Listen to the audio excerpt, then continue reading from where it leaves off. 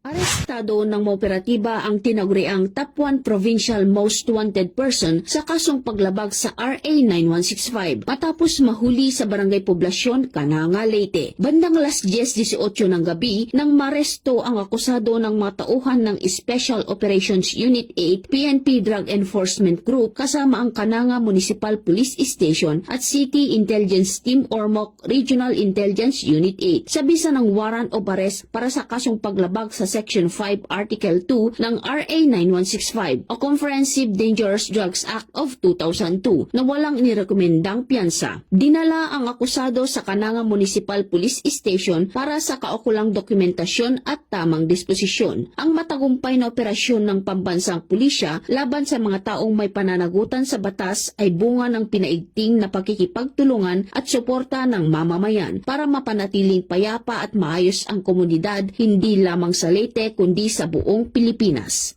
Mula dito sa Eastern Visayas, ako ang inyong PNN correspondent, Patrolwoman Palafox, alagad ng batas, tagataguyod ng Balitang Pulis.